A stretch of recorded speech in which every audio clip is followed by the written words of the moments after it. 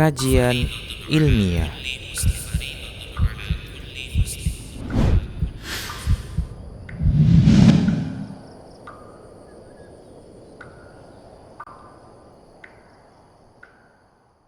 Assalamualaikum warahmatullahi wabarakatuh.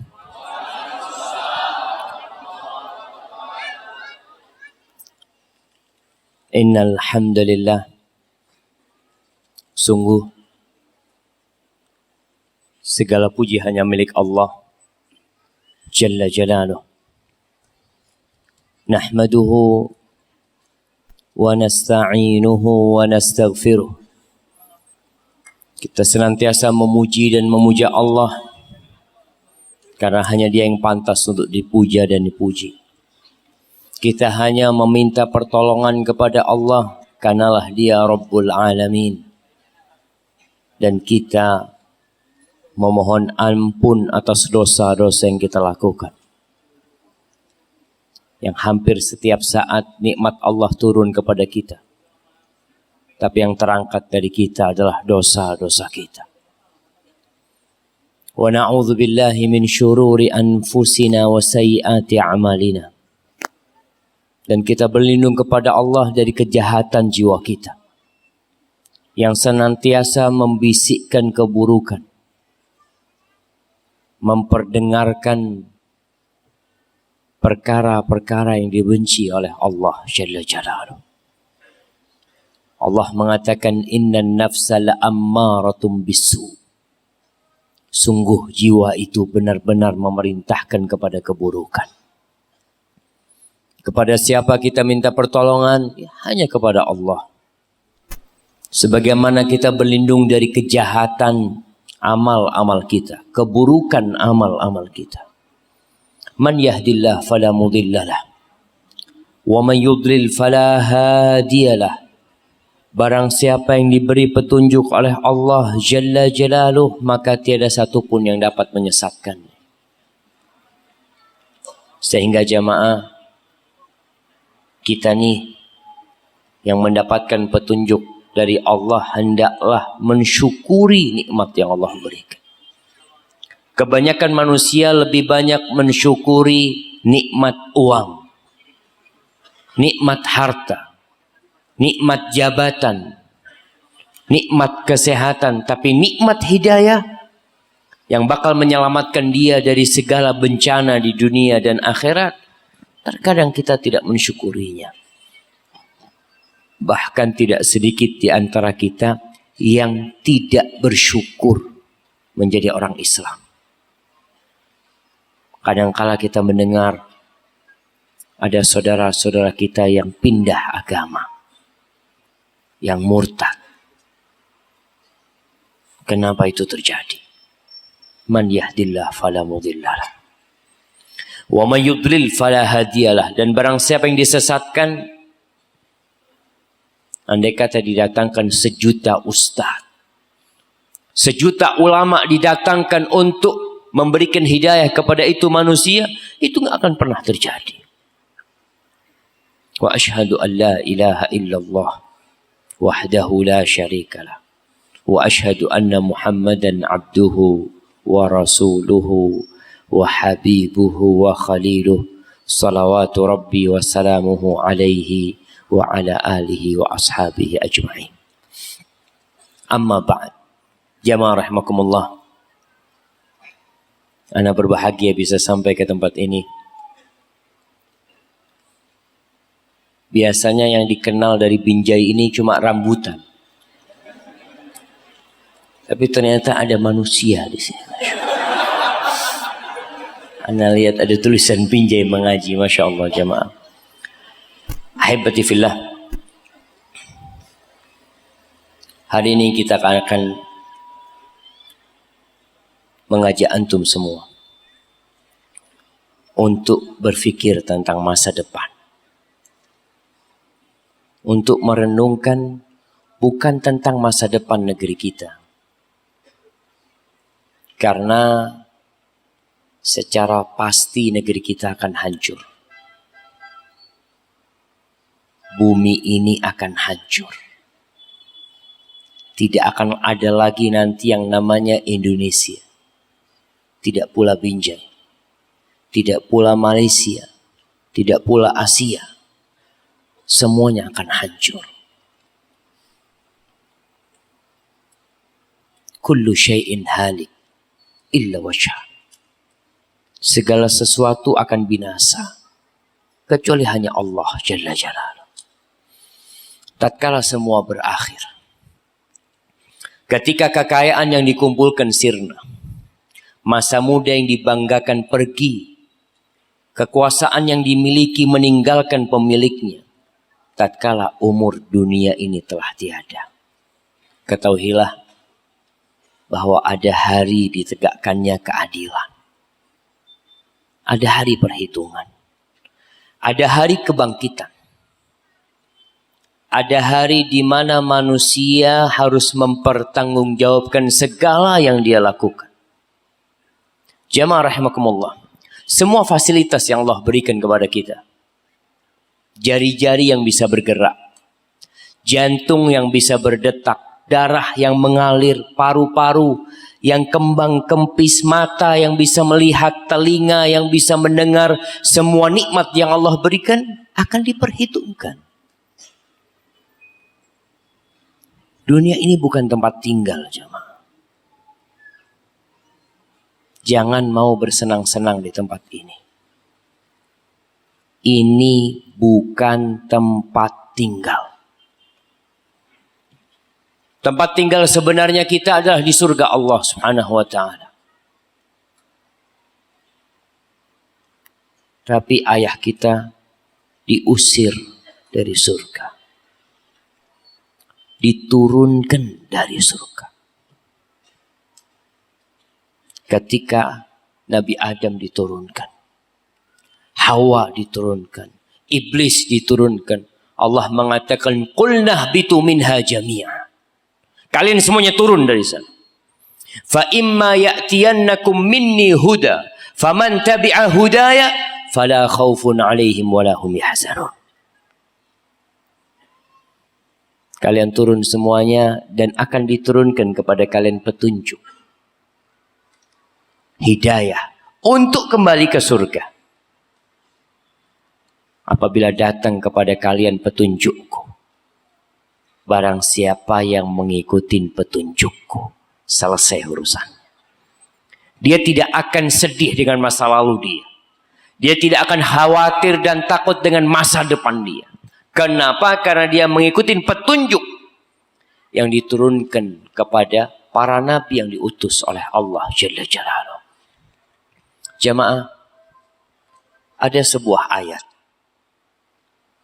Ayat ini termasuk ayat yang terakhir turun kepada Nabi kita Muhammad sallallahu alaihi wasallam. Di surah Al-Baqarah ayat 281. Di surah Al-Baqarah ayat 281. Allah mengatakan wattaqu yawman turja'una fihi ilallah. Takutlah kalian kepada suatu hari di mana kalian akan dikembalikan kepada Allah Subhanahu wa ta'ala. Bakal dibalikin. Kalian ada di muka bumi ini bukan karena kehendak kalian.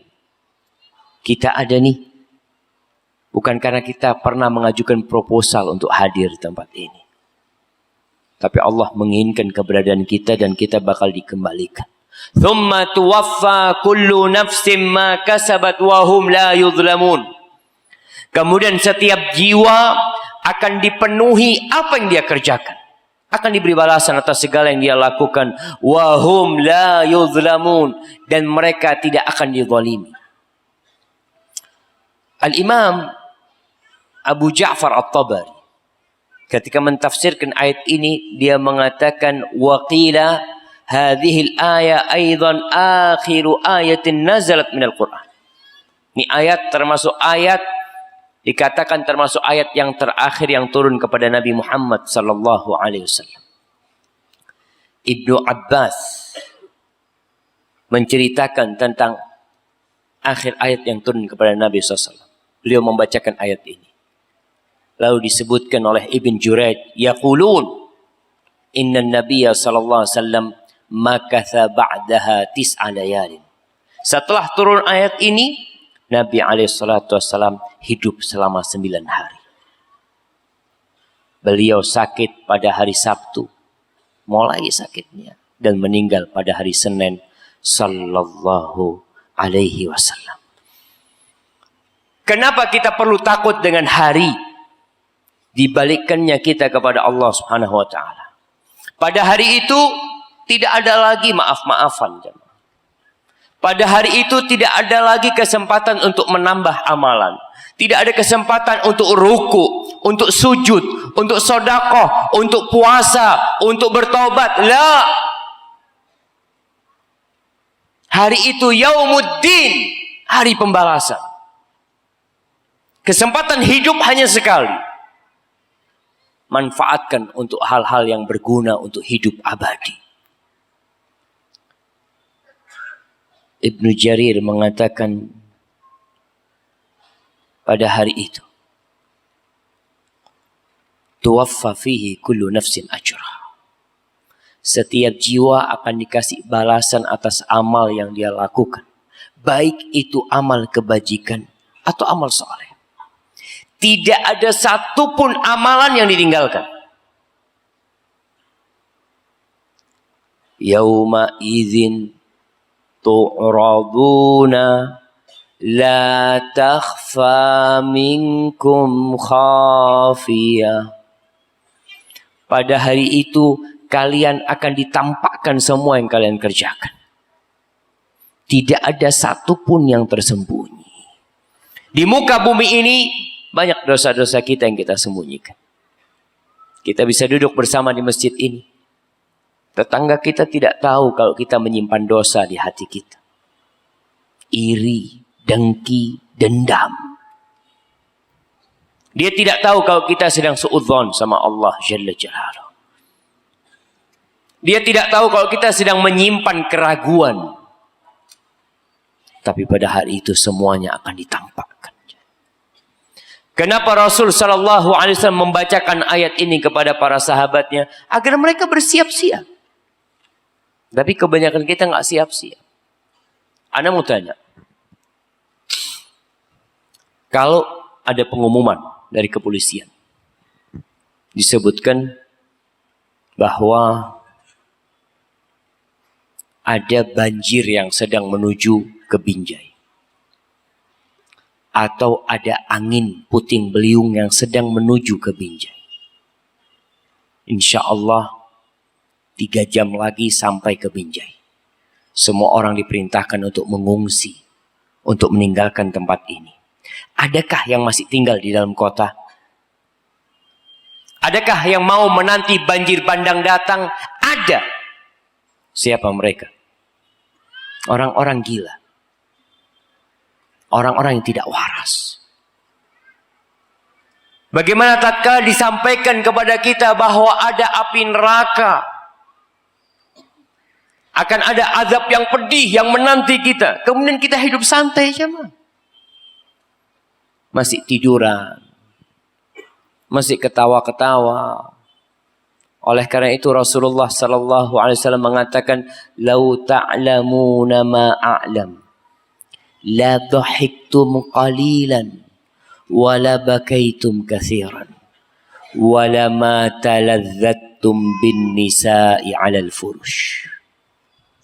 Andai kata kalian tahu apa yang aku ketahui, niscaya kalian akan sedikit tertawa dan banyak menangis.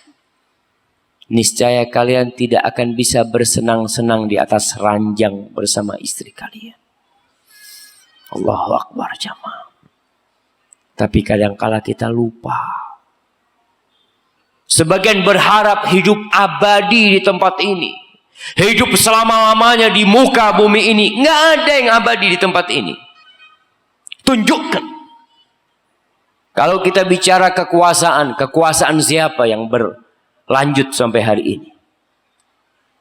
Presiden pertama kita mati. Presiden kedua kita mati. Presiden ketiga kita, presiden keempat, kelima, semuanya bakal mati. Kalau bicara orang paling kaya di muka bumi ini, tunjukkan di mana bangkai dia hari ini. Semua pada mati. Lalu kita masih bersantai ria jemaah. Tidak mau memperbaiki diri. Tidak mau bersiap-siap. Ketika datang seorang sahabat bertanya kepada Nabi SAW mengatakan, "Ya Rasulullah, mata sa'ah?" Wahai Rasul sallallahu alaihi wasallam, kapan kiamat akan terjadi? Apakah Nabi menjawab pertanyaannya? La. Nabi mengatakan, "Wa madza a'datta lis-sa'ah?" Apa yang kamu persiapkan untuk hari kiamat? Kiamat pasti terjadi. Orang kalau sudah mati, qamat kiamat, itu selesai sudah urusan dia. Dia berpindah kepada kehidupan yang berbeda. Apa yang kamu persiapkan? Rasulullah sallallahu alaihi wasallam pernah dalam satu perjalanan, lalu beliau membacakan firman Allah kepada para sahabat. Itu para sahabat pada ngumpul semua. Ketika dipanggil sama Nabi SAW. Lalu Rasul SAW membacakan firman Allah di surat Al-Hajj. Ayat 1 dan 2. Allah mengatakan, "Ya ayyuhan nas, ittaqu rabbakum. Inna zalzalatas sa'ati syai'un azim." Wahai umat manusia, panggilan ini bukan hanya buat orang-orang yang beriman. Sampaikan panggilan ini kepada orang-orang yang kafir, kepada orang-orang yang tidak mengenal Tuhan, kepada orang-orang yang mungkin menuduh Tuhan memiliki anak. Sampaikan kepada mereka yang masih menghambakan diri kepada bebatuan, yang masih memohon meminta kepada pepohonan dan lautan. Sampaikan kepada mereka, ittaqu rabbakum. Kalian takutlah kepada Rabb kalian. Kalau Allah mau menghancurkan kota Binjai, tidak perlu dikirim bom atom. Tidak perlu dikirim nuklir. Allah gerakkan sedikit. Allah bikin bumi ini bergerak dari bawahnya. Yang di atasnya akan tenggelam di dalamnya. Ittaqu rabbakum. Kalian takutlah kepada Rabb kalian. Inna zalzalatas sa'ati syai'un azim. Sesungguhnya goncangan hari kiamat, gempa hari kiamat itu adalah sesuatu yang sangat dahsyat. Melihat apa yang terjadi di Palu, kita bisa bayangin gimana takutnya manusia. Mereka berlari. Mereka terus berlari dan tidak menoleh ke belakang. Yang di belakang disapu habis oleh tsunami. Ada yang rumahnya bergerak tenggelam ditelan bumi. Tapi itu hanya skala lokal. Orang yang tidak di Palu selamat. Kita ada di sini. Yang di Sulawesi yang tidak di Palu dan Donggala mereka selamat. Tapi yang Allah suruh kita takut adalah dengan kiamat yang akan menimpa semuanya. Allah mengatakan, "Idza zulzilatil ardu zilzalaha wa akhrajatil ardu athqalaha wa qalal insanu ma laha yauma idzin tuhadditsu akhbara." Manusia akan ketakutan, apa yang terjadi? Kenapa bisa seperti ini? Nanti engkau akan dikasih tahu oleh bumi itu. Bahwa Allah mewahyukan kepada bumi ini untuk hancur. Bintang-bintang akan berjatuhan. Gunung akan meletus. Lautan akan meluap menjadi api yang membakar. Allah suruh kita takut. Itu bakal terjadi. Apa yang terjadi? Kalau terjadi gempa di Binjai, masjid ini bergerak. Mungkin pada 5 detik pertama, semua pada diam. 5 detik kedua, mulai ada yang berdiri dan berlari. Ketika digoncang lagi, semua berhamburan. Tapi ternyata yang keluar ditelan oleh bumi. Yang di dalam tertimpa oleh bangunan ini. Allah mengatakan tentang hari itu. Yauma tarawunaha tadhalu kullu murdi'atin amma arda'at. Pada hari itu kalau engkau melihat wanita-wanita yang sedang menyusui anaknya ditinggalkan anaknya. Kalau di dunia orang tua berusaha untuk menyelamatkan anaknya. Terjadi gempa, orang tua masih berpikir menyelamatkan anaknya. Tapi pada hari itu tuh anak akan ditinggal oleh ibu. Wa tada'u kullu dhati hamlin hamlaha. Dan yang hamil menggugurkan janinnya. Wa taranna sukar. Orang pada hari itu engkau lihat seperti orang mabuk. Jalannya tidak karu-karuan. Mereka mau lari ke sana goyang, semuanya bergoyang. Wa ma hum bisukara. Kata Allah, mereka tidak dalam kondisi mabuk karena minuman. Walakinna adzaballahi syadid. Tapi karena azab Allah itu pedih, jamaah. Ahibati fillah, persiapkan untuk menghadapi hari itu. Kalau kita membaca Juz Amma. Juz Amma ini ada 37 ayat. 37 surat insyaAllah. Hampir semuanya turun di Mekah. Kecuali 3 ayat. 3 surat. Siapa yang mau nyebutkan? Anda kasih hadiah. Nah, Al-Bayyinah, An-Nasr, dan Al-Falaq. Kurang 1, bukan Al-Falaq. Tapi nggak apa-apa, anak kasih hadiah buat antum. Masya Allah. Nah, surat apa satunya? Masya Allah. Ishada. Surat apa satunya? Nggak boleh Ustaz jawab lah. Tadi Anda bacakan suratnya. Naam. Anda kasih hadiah buat Ustaznya. Sudah Masya Allah. Ahlan wa sahlan. Idza zulzilatil ardu zilzalah. Sisanya turun di Mekah. Ayat-ayat ini diturunkan di Mekah. Untuk menumbuhkan keimanan di diri orang-orang yang hidup pada masa itu. Beriman kepada Allah dan hari akhir. Antum coba baca. Dari awal amma yatasaalun 'anil naba'il 'adzim. Mereka pada bertanya tentang berita yang dahsyat. Tentang kiamat yang ditanyakan oleh mereka. Selanjutnya di surat An-Nazi'at. Allah bercerita tentang kiamat. Fa'idha ja'atit tammatul kubra. Apabila terjadi tamah, sesuatu yang menghancurkan yang besar sekali. Yauma yatadzakkarul insanu ma sa'a wa burrizatil jahimu liman yara. Pada hari itu manusia ingat dengan amalannya. Tapi apa guna ingat pada hari itu, jemaah? Lanjutkan di surat Abasa. Allah menceritakan tentang فَإِذَا جَاءَتِ الصَّاخَّةُ يَوْمَ يَفِرُّ الْمَرْءُ مِنْ أَخِيهِ وَأُمِّهِ وَأَبِيهِ وَصَاحِبَتِهِ وَبَنِيهِ لِكُلِّ امْرِئٍ مِّنْهُمْ يَوْمَئِذٍ شَأْنُ يُغْنِيهِ. Orang pada lari, meninggalkan keluarganya, meninggalkan ayahnya, meninggalkan anaknya, istrinya, ditinggal semuanya.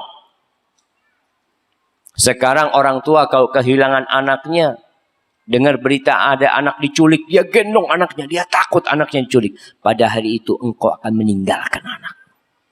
Dan anakmu akan meninggalkan dirimu.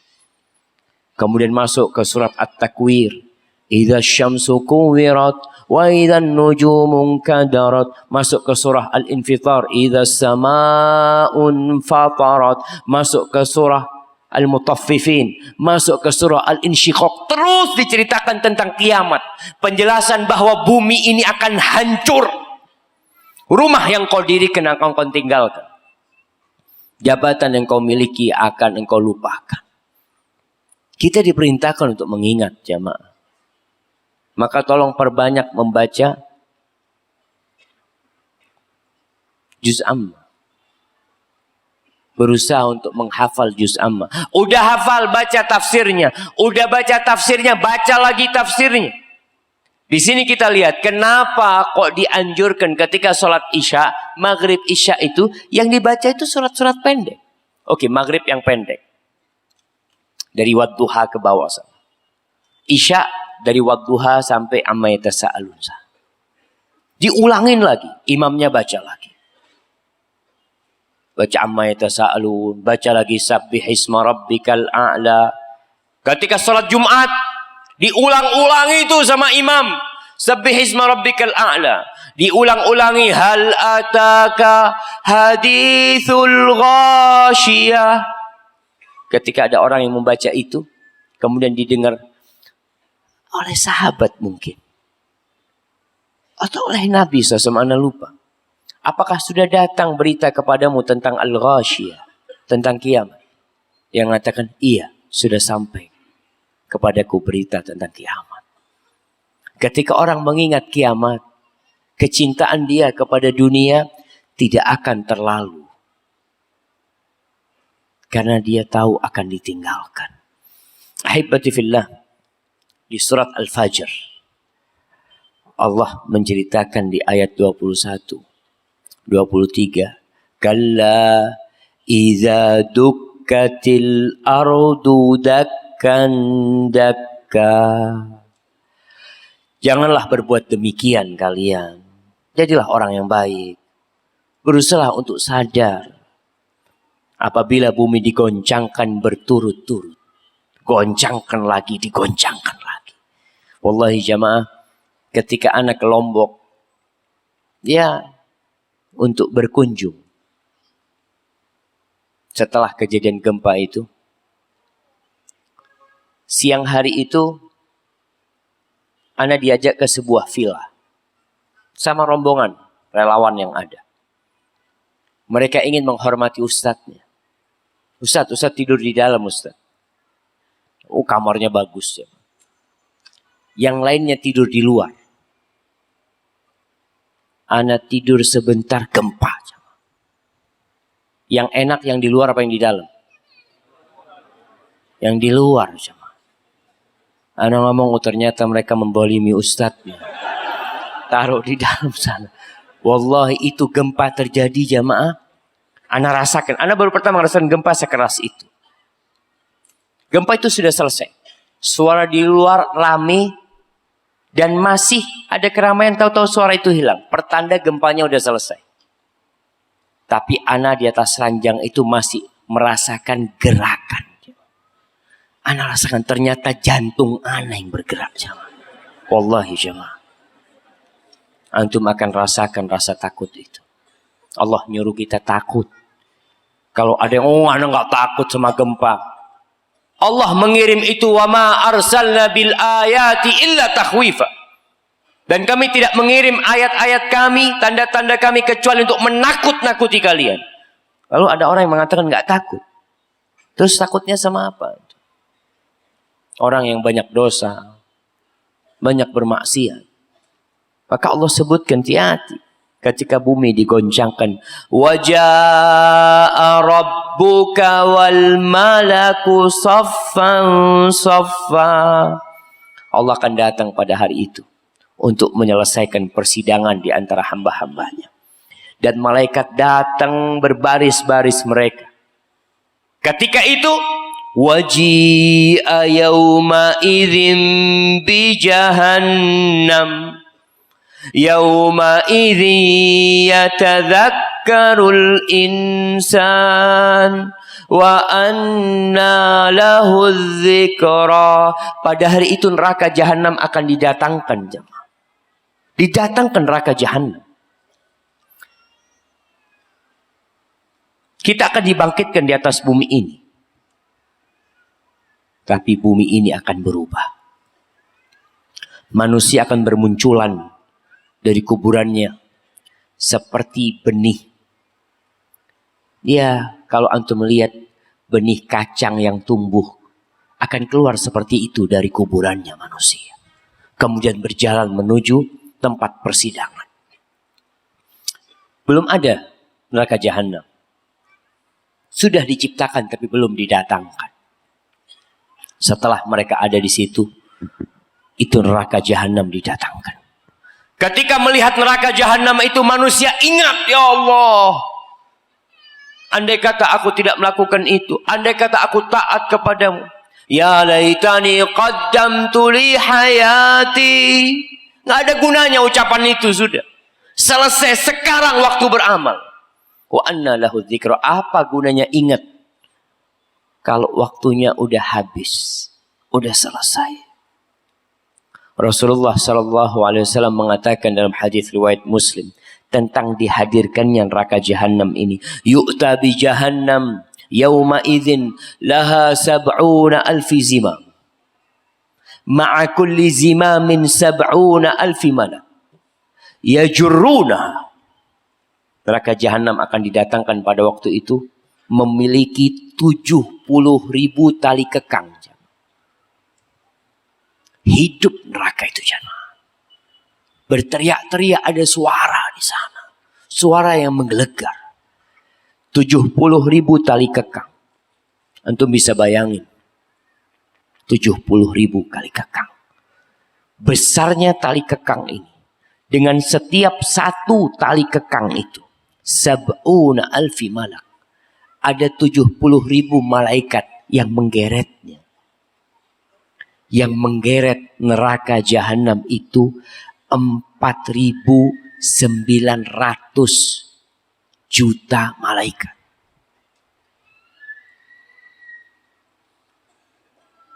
Allahu Akbar. Penduduk Indonesia berapa jumlahnya?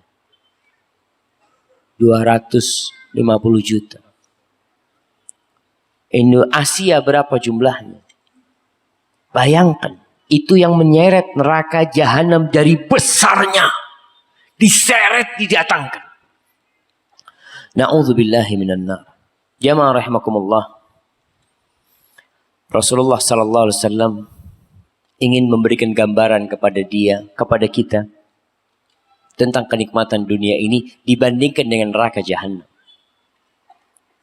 Dalam hadis riwayat Muslim dari Anas bin Malik radhiyallahu taala anhu, Rasulullah sallallahu alaihi wasallam mengatakan yu'ta bi an'ami ahli dunya min ahli nar yaumil qiyamah. Akan didatangkan pada hari itu orang yang hidupnya paling nikmat di dunia. Antum silahkan bayangkan siapa orang yang hidupnya paling nikmat di dunia ini.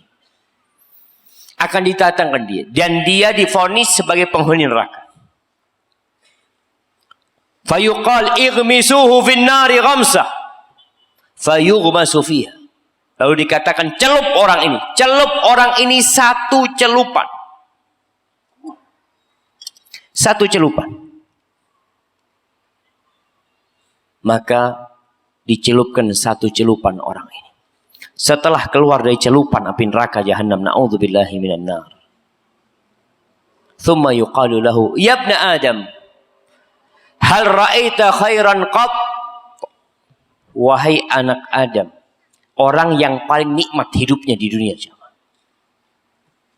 yang mungkin setiap berjalan dikawal, setiap turun dari mobil ada yang membukakan pintu mobilnya, badannya sehat, masya Allah, semua buah boleh dia makan, semua makanan boleh dia santap, istrinya jangan ditanya, rumahnya jangan, hidup paling nikmat di dunia ini. Setelah satu celupan di dalam api neraka, dia ditanya, hal ra'aita khairan qat? Pernahkah engkau melihat kebaikan? Satu kali. Pernahkah engkau merasakan kenikmatan? Hal marra bika na'imun qat? Pernahkah dalam hidupmu engkau merasakan satu kenikmatan? Apa jawab orang ini? La wallahi ya Rabbi. Tidak demi Allah wahai Rabbku. Ma ra'aitu khairan qat. Wala qurrata ainin qat. Wa ma marra bi na'imun qat. Demi Allah, aku tidak pernah merasakan kenikmatan. Tidak pernah melihat kebaikan. Orang paling nikmat hidupnya di dunia. Lupa dengan segala kenikmatan. Subhanallah. Hanya dengan satu celupan. Lupa dengan segala kenikmatan. Lalu kenapa kita harus lelah-lelah mencari kenikmatan dunia ini? Masih ada orang yang mencari kenikmatan dengan berzina. Kita melihat orang mencari kenikmatan dengan minum khamr. Ya memang itulah jemaah. Ketika akal sudah hilang. Allah menyebuti manusia itu ulaika kal an'am. Mereka seperti binatang ternak, mereka seperti sapi, mereka seperti kambing, seperti onta. Enggak, bahkan lebih dahsyat. Balhum adall. Antum baca berita, berapa puluh orang yang menyantap miras. Miras, apa istilahnya? Oplosan. Mati semuanya. Kalau hidup masih bisa berharap bertobat. Mati dalam kondisi minum. Ada yang pembalut wanita diminum. Na'udzubillah jamaah. Direbus, diminum. Coba sapi kasih. Insya Allah sapi bilang, afwan, ana masih waras lah. Sapi balhum adall. Mereka lebih parah daripada sapi. Mencari kenikmatan di muka bumi ini. Jemaah. Kemudian Rasul SAW menggambarkan. Wa yu'ta bi asyaddil mu'minina durran wa bala'an. Didatangkan pada hari itu seorang mukmin yang hidupnya paling susah, yang hidupnya paling melarat, yang mungkin tidak memiliki dua kaki dan dua tangan. Mungkin dia buta selama hidupnya, bahkan tidak bisa melihat. Mungkin dia tidak pernah merasakan dengan lisannya makanan-makanan yang enak dan nikmat. Hidupnya paling susah di muka bumi. Tapi dia beriman. Fayuqal ighmisuhu ghamsatan fil jannah. Celupkan dia di surga. Celupkan dia di surga. Ghamsah. Masukkan sekali kemudian keluarkan. Setelah keluar. Dikatakan kepada orang ini. Ya ibna Adam. Hal ra'aita bu'san qatta. Wahai anak Adam. Pernahkah engkau melihat kesusahan? Sekali. Pernahkah hidupmu melarat? Sekali. Hal marra bika syiddatun qad? Fayaqul la wallahi ya Rabbi marra bi bu'sun qad wala ra'aitu syiddatan qad. Enggak ya Allah, enggak pernah aku merasakan kesusahan. Ngelihat aja enggak pernah. Apalagi merasakan. Ghamsah jamaah. Jadi ketika antum hidup susah di muka bumi ini, yang menjadi target antum adalah surga. Ketika antum hidup berbahagia di tempat ini, yang antum ingat surga dan neraka. Kenikmatan ini dengan sekali celup antum akan lupa jamaah. Jangan itu jamaah. Kalau kita lihat saudara-saudara kita yang di Palu. Tatkala terjadi gempa, rumah mereka hancur semuanya. Sebagian jasad itu membusuk di sana jamaah. Merusak. Itu di dunia. Bagaimana nanti di akhirat? Ahibati fillah. Al-Imam Bukhari radhiyallahu ta'ala meriwayatkan hadis dari Aisyah radhiyallahu ta'ala anha menceritakan tentang bagaimana hisab. Aisyah berkata, "Kuntu la asma'u syai'an la a'rifuhu illa raja'tu fihi hatta a'rifahu." Tidak pernah aku itu mendengarkan sesuatu yang aku nggak ngerti kecuali aku menanyakan sehingga aku jadi ngerti. Wa inna nabiyya sallallahu alaihi wasallam qala, sesungguhnya Nabi sallallahu alaihi wasallam pernah bersabda mengatakan, "Laisa ahadun yuhasab illa udzib." Ketika manusia keluar dari kuburnya, telanjang. Allahu Akbar jamaah. Hari ini kita berbangga dengan pakaian kita. Dengan indahnya, mahalnya pakaian kita. Dengan sandal yang kita beli. Dengan mungkin cincin yang ada di jemari kita. Mungkin dengan jam yang kita pakai. Mungkin dengan kacamata yang ada di mata kita. Mungkin dengan pernik yang ada di tubuh kita. Perempuan dengan kerudungnya. Perempuan dengan abayanya. Perempuan dengan tasnya. Tapi ingat ketika dibangkitkan dari kuburnya. Akan keluar dari kuburnya. Uratan ghurlan buhma. Dalam kondisi telanjang. Gak bawa apa-apa.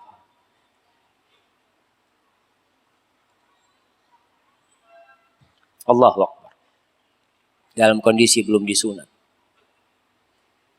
Dan tidak membawa apa-apa juga dia. Pandangannya menunduk. Ar-rijalu wan nisa. Lelaki dan wanita. Aisyah sempat bertanya dalam hadis lain. Ya Rasulullah. Ar-rijalu wan nisa. Lelaki sama perempuan digiring, dikumpulin telanjang. Al-amru a'zamu min dzalik. Enggak ada yang berpikir untuk melihat. Orang melihat dirinya sendiri yang penuh dengan dosa. Digiring dan dia tidak pernah tahu apakah masuk surga atau masuk neraka. Kemudian setelah itu matahari akan mendekat. Qadra mil. Sejauh 1 mil. Kemudian manusia tenggelam dalam keringat mereka. Biqadri amali. Ingat. Biqadri amali. Kehidupan akhirat itu dengan kadar amalan. Kalau di dunia bukan kadar amalan. Ada orang gak pernah sholat, Masya Allah Ustaz, sukses. Ada orang minum khamr, berzina, Masya Allah, rumahnya 5. Perusahaannya besar.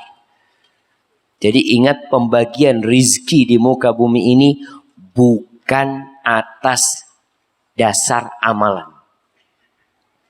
Karena terjadi kadang-kala jamaah, ya sebagian orang mungkin bergurau. Ketika lagi antri makan bersama, mereka ambil ternyata temannya dapat daging yang besar. Dapat ikan yang besar. Setelah duduk bersama, temannya dapat ikan kecil. Kata yang dapat ikan besar, tergantung amalnya mas. Enggak. Pembagian rizki di muka bumi ini bukan tergantung amalnya. Tapi tergantung ujian yang Allah berikan kepada dia. Tapi di akhirat semua bergantung amalan. Makanya orang-orang yang tenggelam dalam keringatnya biqadri amali. Sesuai dengan amalannya. Yang melewatin sirat biqadri amali. Sesuai dengan amalannya. Dan mereka tidak bisa menambah amalan lagi pada hari itu. Ada yang tenggelam dalam keringatnya sampai ke mata kakinya. Sampai ke lututnya. Sampai ke pinggangnya. Sampai ke lehernya. Ada yang sampai ke hidungnya. Tenggelam dalam keringatnya. Semua sesuai dengan amalannya. Wallahi jamaah. Kalau antum hidup susah di muka bumi ini. Jangan sampai susah di akhirat. Jangan sampai. Kemudian setelah itu mereka digiring menuju ke telaga Rasul sallallahu alaihi wasallam. Diperkenankan untuk minum di telaga Nabi sallallahu alaihi wasallam. Tapi ingat ada orang-orang yang tidak boleh minum dari telaga Rasulullah sallallahu alaihi wasallam. Baginda Nabi kita mengatakan ana faratukum fil haud. Aku menanti kalian di telaga. Wala yudhadunna rijalun min ummati. Akan ada lelaki-lelaki, ada kelompok manusia yang dihalau tidak bisa mendekat ke telagaku. Lalu aku mengatakan, ummati, ummati, umatku, umatku, kenapa nggak boleh minum di telagaku? Wallahi jamaah. para malaikat mengatakan kepada Nabi SAW, innaka la tadri ma ahdatsu ba'dak. Engkau enggak tahu dengan kelakuan umatmu setelah engkau meninggal dunia. Lalu kata Nabi SAW, suhqan, suhqan. Jauh sana mereka. Enggak perlu mendekat ke telagaku. Awalnya beliau membela sallallahu alaihi wasallam, tapi ketika mengetahui kelakuan umatnya, beliau mengatakan jauhlah, jauhlah mereka. Ahibati fillah, kemudian nanti mereka akan dihisab. Akan ada perhitungan. Akan ada pertanyaan-pertanyaan yang dilontarkan. Rasulullah sallallahu alaihi wasallam mengatakan tidak ada seorang pun yang dihisab melainkan dia akan diazab. Faqultu ya Rasulullah. Lalu aku berkata, wahai Rasul sallallahu alaihi wasallam, awalaysa yaqulullah ta'ala fa amma man utiya kitabahu biyaminihi fasawfa yuhasabu hisaban yasira. Bukankah Allah mengatakan, adapun orang yang mendapatkan kitabnya dengan tangan kanannya, maka dia akan dihisab dengan hisab yang ringan, yang mudah. Qala laysa dzakal hisab. Itu bukan hisab. Hisab yang ringan itu bukan hisab. Innama dzalikal ard. Ar-rajulu tu'radu alaihi dhunubuhu thumma yatajawazu lahu anha. Itu bukan hisab. Itu hanya pemaparan. Allah Jalla Jalaluhu menunjukkan engkau melakukan dosa ini, dosa ini, dosa ini, dosa ini. Kemudian hamba mengatakan, iya ya Allah. Iya ya Allah, aku lakukan itu semua. Setelah selesai, Allah mengatakan, aku ampuni engkau. Walakin man nuqishal hisab halak. Tapi orang yang diajak sama Allah untuk diskusi tentang hisabnya, pertanyaan-pertanyaan, kenapa engkau melakukan itu? Terus untuk apa? Terus kemana? Halak. Dia akan hancur. Tapi ada manusia-manusia yang masuk surga tanpa hisab, tanpa azab. Semoga Allah menjadikan kita termasuk dari mereka. Ibnu Hibban meriwayatkan hadis dari Aisyah radhiyallahu taala anha. Dia mengatakan, sami'tu an-nabiyya sallallahu alaihi wasallam yaqul. Aku mendengar Nabi sallallahu alaihi wasallam bersabda, Allahumma hasibni hisaban yasira. Ya Allah, hisablah aku dengan hisab yang mudah. Faqultu ya Nabi Allah, mal hisabul yasir. Wahai Nabi Allah, apa hisab yang ringan itu kayak apa? Qala ayyanzura fi sayyiati.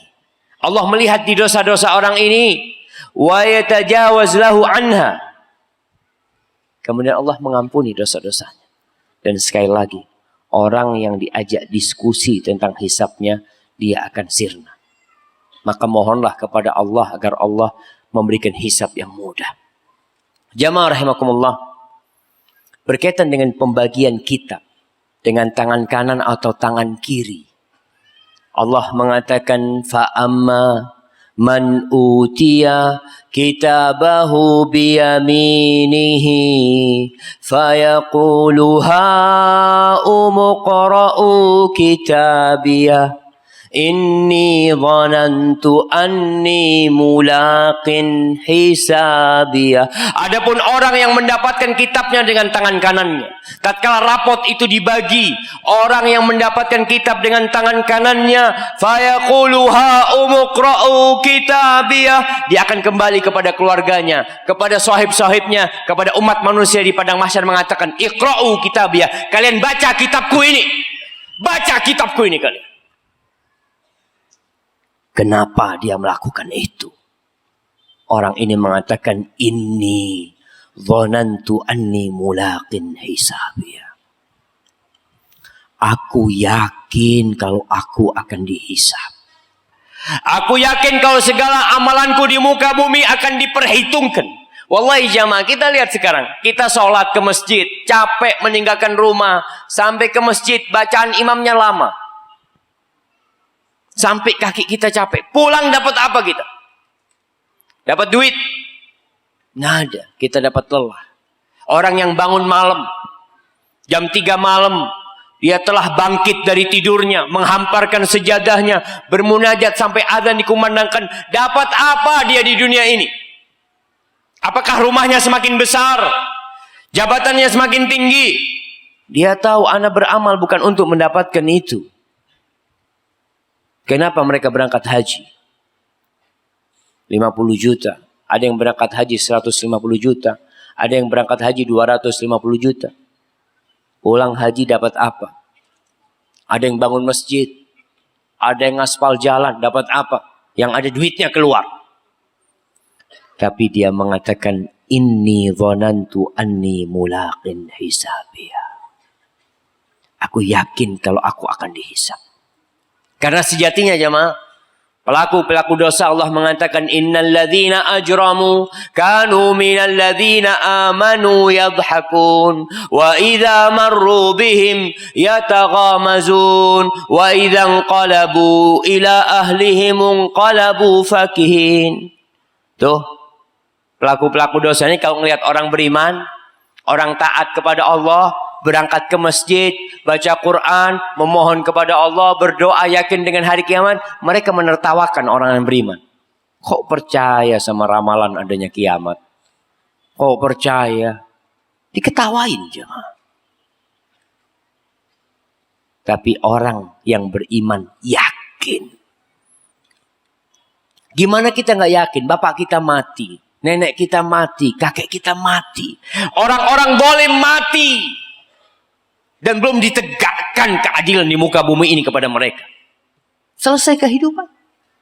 Maka orang yang yakin fahuwa fi 'ishatir radiyah fi jannatin 'aliyah qutufuha daniyah kulu washrabu hani'a bima aslaftum fil ayyamil khaliyah. Dikatakan kepada mereka, silahkan kalian makan, silahkan kalian menikmati apa saja yang ada di sini. Nggak ada yang terlarang. Disebabkan apa yang kalian amalkan di kehidupan yang lalu. Wa amma man utiya kitabahu bishimalihi fayaqul ya laitani lam uta kitabiyah. Adapun yang mendapatkan kitab dengan tangan kirinya, dia ambil tuh kitab, terpaksa dia pegang itu kitab dengan tangan kirinya, di balik punggungnya dia mengatakan ya laitani lam uta kitabiyah. Andai kata aku nggak tahu, nggak mendapatkan kitabku ini. Walam adri ma hisabiyah. Dan aku tidak tahu dengan isi hisabku ini. Ya laitaha kanatul qadiyah. Di sini mereka berharap kematian itu menyelesaikan segala-galanya. Mati selesai, nggak akan ada hari kebangkitan. Ya laitaha kanatul qadiyah. Ma aghna anni maliyah, halaka anni sultaniyah. Nggak berguna buat aku hartaku. Pagi sampai malam cari harta, malam sampai subuh cari harta, terus berebut kekuasaan, hartanya nggak berguna, kekuasaannya nggak ada manfaatnya. Kalau di dunia kita lihat, harta berguna di dunia. Antum mau punya rumah di surga bisa, bangun masjid. Di dunia kita lihat, kenapa KPK nggak berhenti kerja? Karena harta masih berguna untuk sogok sana, sogok sini. Seorang di penjara atau mau divonis penjara, dia bisa bayar. Kasih 5 miliar, 10 miliar, 200 miliar, 1 triliun, bisa berguna. Tapi pada hari kiamat, ma aghna anni maliyah. Innal ladzina kafaru wa matu wa hum kuffar, falan yuqbala min ahadihim mil'ul ardi dhahaban walau iftada bih. Sesungguhnya orang kafir yang mati dalam kondisi kafir, kalau mereka datang pada hari kiamat ingin menebus dirinya. Ingat, di dunia masih berguna hartamu. Tapi pada hari kiamat, kalau engkau membawa sepenuh bumi ini emas, bukan hanya emas di Freeport, tapi sepenuh bumi ini emas, nggak bakal diterima. Nggak bakalan diterima. Antum mau presiden, antum mau raja, antum mau gubernur. Nih, kalau sudah dapat kitab dengan tangan kirinya, ma aghna anni maliya, halaka anni sultaniya, khudhuhu faghulluh, thumma al-jahim salluh, Thumma fi silsilatin dar'uha sab'una dhira'an fasluku. A'udzubillah. Dilemparkan ke dalam api neraka, dibelenggu, dirantai mulutnya sampai dimasukkan ke dalam api neraka. Ahibati fillah, siapkan jawaban untuk pertanyaan yang akan ditanyakan. Anak-anak ketika mau ujian, kemarin ujian PNS, ada yang ikut di sini? Siapa yang ikut anak kasih hadiah? Nah, Masya Allah. Berdiri antum. Ada 2 orang, kirim. Nah, kirim ke belakang sana. Masya Allah. Nah, Masya Allah. Ada di sini. Masya Allah. Baik, yang paling dekat. Belakang sana. Ana mau tanya sama yang paling dekat. Masya Allah. Yang angkat tangan telat nggak dapat. Itu yang satu, yang berdiri itu. Nah, mana yang dapat? Berdiri antum dulu. Ujiannya sulit apa mudah? Lumayan sulit. Lebih sulit masuk surga apa masuk jadi PNS? Kalau masuk surga pertanyaannya kan udah siap. Kalau PNS kan antum nggak tahu apa pertanyaannya. Kalau antum tahu pertanyaannya, kira-kira bisa jawab nggak? Gimana? Masya Allah. Fadal, duduk antum.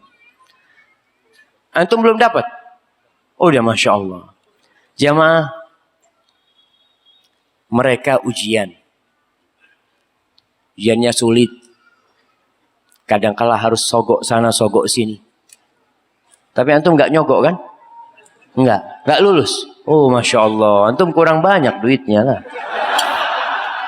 Kalau banyak duitnya nggak jadi CPNS, Ustaz, kata dia. Jamaah, ketika pertanyaannya sudah ditentukan. Ini pertanyaan 1, 2, 3, 4, 5. Sudah. Enak nggak kita untuk menjawabnya? Selesai sudah. Antum tinggal persiapkan. Rasulullah sallallahu alaihi wasallam mengatakan, "Inna awwala ma yus'alu anhu al-'abdu yawmal qiyamah minan na'im an yuqala lahu alam usahhil laka jisma." Yang pertama ditanyakan dari nikmat yang Allah berikan kepada hamba pada hari kiamat, dikatakan, "Bukankah aku telah memberikan kepadamu kesehatan di tubuhmu?" Itu yang pertama. Bukan harta. Bukan uang dulu. Kesehatan. Wallahi nikmat sehat ini jamaah, dibandingkan nikmat harta, subhanallah. Nah, antum. Berdiri. Masya Allah. Ana mau kasih hadiah buat antum. Kasihkan kepada dia. Tunggu, jangan duduk, mau ditanya anda. Pertanyaannya, antum mau dikasih duit 10 miliar? Mau. Tapi stroke sebagian tubuh antum. Mau antum nggak punya uang tapi sehat? Masya Allah. Tapi sehat punya uang lebih enak. Masya Allah. Fadal ijlis habibi. Wallahi jamaah. Kalau antum bayangkan nikmat sehat yang ada pada diri kita, ini jauh lebih berharga daripada duit 10 miliar. 200 miliar, 1 triliun. Antum dikasih duit 1 triliun tapi buta. Apa kata antum? Enggak lah. Ana enggak punya duit tapi bisa melihat lebih nikmat. Maka ini yang pertama ditanya. Bukankah aku telah memberikan kesehatan kepadamu? Buat apa tuh kesehatan? Sebagian orang Masya Allah kasih sehat, badannya digunakan untuk ikut lari maraton. Berapa kilo? Ada yang pernah ikut lari maraton? Nah, Masya Allah, ini kasih hadiah antum. Berdiri antum. Nah, berapa kilo? Berapa? 200 kilo. Maraton 200 kilo, matilah antum. Hah? Berapa? Ya bukan maraton 200 meter lah. Tapi udah kasih hadiah nggak boleh balik hadiahnya jamaah. Duduk. Jamaah, maraton ini bukan 200 meter. Sampai 40 kilo. Siapa yang pernah ikut 40 kilo? 40 kilo. Masya Allah, anak kasih hadiah yang besar buat antum. Kirim ke belakang jamaah. Berdiri antum. Masya Allah.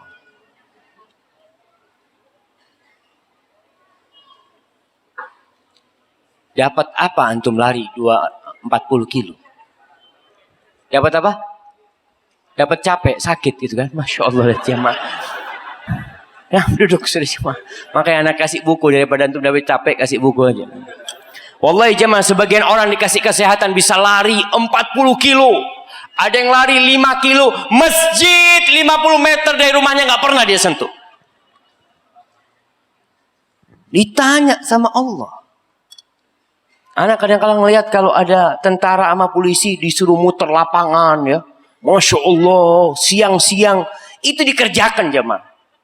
Panggilan hayya ala sholah ke masjid, nggak datang ke masjid. Anak melihat sendiri. Anak ngisi di Jember itu di Yonif 509. Itu komandannya Masya Allah. Itu gitu, anak buahnya suruh lari lapangan, suruh masuk ke hutan. Masya Allah. Tapi dengar azan, nggak ke masjid. Maka akan ditanya jamaah. Ada orang yang bisa berangkat jauh ke Singapura. Berangkat jauh ke Australia. Berangkat ke Amerika. Allahu Akbar. Antum nggak bisa pakai motor antum ke rumah Allah yang jaraknya 100 meter. Kalau antum capek, 200 meter, 1 kilo, 2 kilo, nggak mampu. Alam usahih laka jisma. Allah akan bertanya, bukankah aku kasih kesehatan buat kamu? Kebanyakan orang kalau sakit baru ingat. Sakit di rumah sakit, ya Allah Pak Ustadz, anak kepingin ke masjid Ustadz, cuma kaki anak patah Ustadz. Ketika kaki antum sehat, antum kemana? Main bola Ustadz. Tuh, antum lihat pemain-pemain bola itu.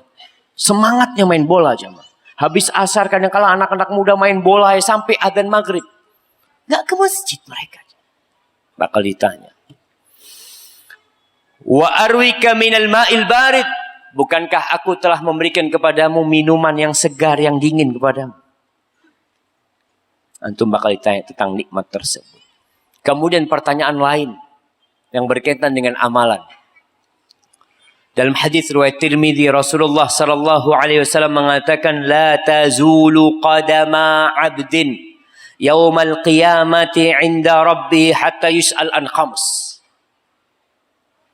Seorang hamba tidak akan tergerak kakinya dalam sidang tersebut sampai dia ditanya tentang 5 perkara.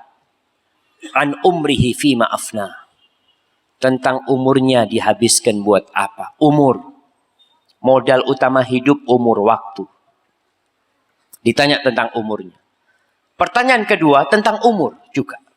Tapi lebih khusus. An syababihi fima ablah. Tentang masa mudamu dipakai untuk apa? Karena kita lihat orang tua sama anak muda beda. Kekuatannya beda orang tua.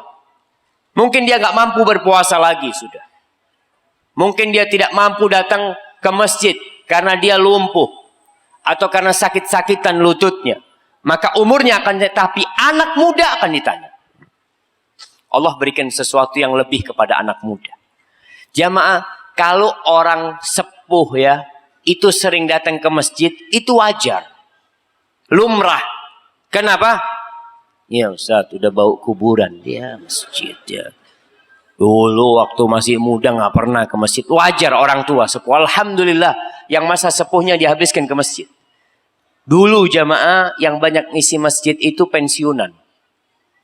Pensiun dari kerjanya. Akhirnya dia mendaftarkan diri kerja di masjid. Dulu. Tapi sekarang tidak. Isinya masjid itu anak-anak muda. Dan anak berbahagia sekali. Ketika anak muda bakal ditanya anak muda ini. Dipakai buat apa masa muda? Kemudian yang ketiga, wa an jismihi fima ablah, tubuhnya dipakai buat apa? Wallahi jamaah, jari-jari kita akan berbicara. Paha kita akan berbicara. Kulit kita akan berbicara. Mungkin lisanmu bisa berdusta dan berbohong, tapi jari-jari kulit tidak akan bisa berbohong. Wa an ilmihi madza amila bihi. Antum akan ditanya tentang ilmunya dipakai buat apa. Nih anak-anak muda yang sudah berilmu bakal ditanya ilmunya dipakai buat apa. Karena muncul anak-anak muda yang baru ngaji, baru belajar, Masya Allah, sok suci. Kalau ditanya, antum amalan itu nggak ada dalilnya. Ana punya dalilnya. Kata orang, antum kebanyakan dalil, ngamalinnya kapan? Maka ingat, memang kita nggak boleh beramal kecuali sesuai dengan dalil dan tuntutan. Tapi tuntunan. Tapi kita juga punya dalil seharusnya diamalkan. Bukan hafal 20 hadis yang dihafalkan setengah hadis.